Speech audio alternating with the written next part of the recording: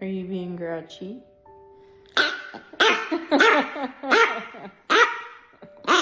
Tina, the tiny dog who healed my heart.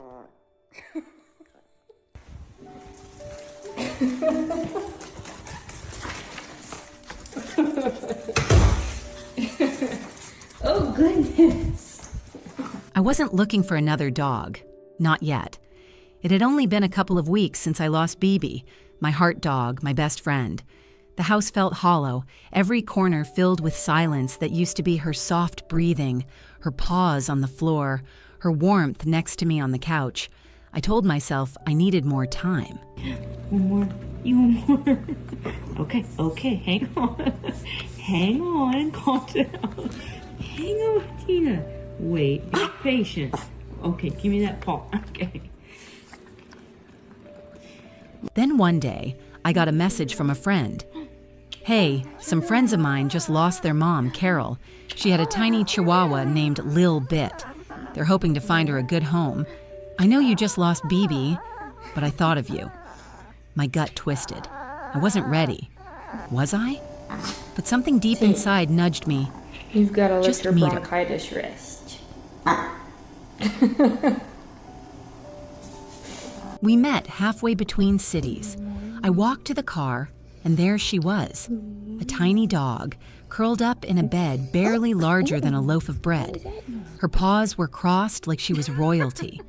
She looked up at me slowly, narrowed her eyes, and stared. Not a scared stare, not a hopeful one, a judgmental stare, like she was thinking, "You? Seriously?"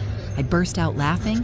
She was the tiniest creature I'd ever seen, and somehow the most intimidating. Goodness, good afternoon. Oh, man. Did you miss me today? I picked her up. She didn't squirm, didn't bark, just relaxed into my arms, and that's where she stayed for the entire drive home. I told myself it was temporary, just a foster. I didn't expect anything. But the truth is, she chose me the moment she let me hold her. And I think I knew, deep down, I had already chosen her too. Oh, God. I renamed her Tina, and from that moment on, we were inseparable. She wasn't like BB. Tina had her own rhythm. She didn't care much for toys. She didn't fetch or chew or bark at the mailman. But if I left the room, even for 30 seconds, I'd return to a one-dog celebration parade. Her tail spun like a propeller, her feet skittered across the floor, her eyes lit up as if I'd been gone for years. She filled the silence in my house with joy, with weirdness, with life. Tina! Hi, baby. I got your medicine. Tina had quirks I'd never seen in a dog. She scratches like a person, with her front paw gently tapping. She stares without blinking, as if trying to read your soul. And then, right when you're vulnerable, she sneezes in your face. She loves it. And somehow, there's always something on her nose. A piece of hair, a crumb, a leaf. It became a running joke in our home, and eventually with everyone who met her. She wore it like a crown, her signature. But as much as she made me laugh, a part of me still carried guilt. How could I love another dog so soon after BB? It felt like betrayal.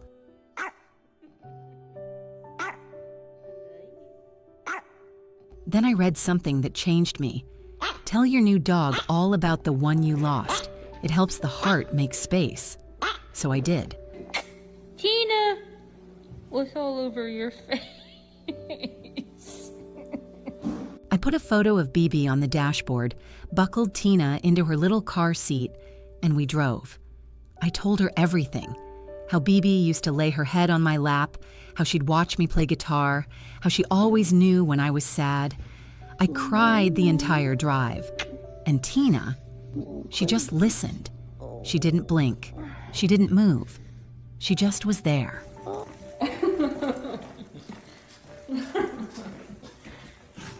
That ride healed something in me. It didn't erase the grief, but it reminded me that love isn't a limited resource. It multiplies. It grows. There's room for new beginnings without forgetting the past. That was 3 years ago. Are you feeling better?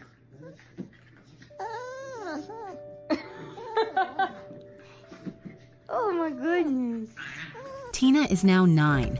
She still doesn't care about toys, but she cares about food a lot. She could eat from sunrise to bedtime if I let her.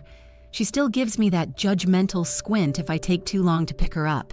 Still sneezes without warning. Still carries her invisible crown of crumbs and fluff on her nose. Are you excited for some peace? I'm a singer-songwriter, and she comes to gigs with me sometimes. She sits in my lap while I play, just like BB used to. It's a quiet, beautiful echo from the past. What are you doing? Were you practicing guitar? Hi, baby. My wife jokes that Tina is the other woman in our marriage. And, well, she's not wrong. I hold Tina in my arms more than I hold anything else. There she goes, there she goes.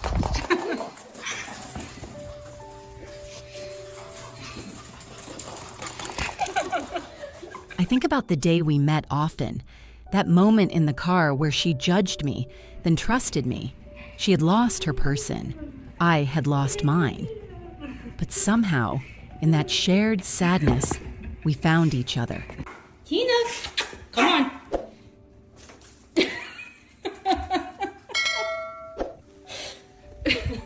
Tina didn't just walk into my life. She rolled in with crumbs on her nose, opinions in her eyes, and more love than I thought possible. Tina! Hi, baby. Good morning. I'm gonna get you. I'm gonna get you. Oh. And every day since, she's reminded me, grief makes space, time softens the edges, and the heart, it always has room for more love. Your breath stinks. If Tina's story made you smile or reminded you of your own tiny hero, feel free to like or share this story. And if you'd like to hear more heartfelt moments like this, you're welcome to follow along. Sometimes the smallest dogs leave the biggest paw prints. Ready? 1, 2, 3. You're so silly. And if you're thinking about opening your heart to a rescue dog or any animal who's lost their person, take the time to really see them. Learn who they are, not just what they need. Because sometimes the tiniest creatures show up when we need them most, and all they ask for is love, trust, and a place to call home.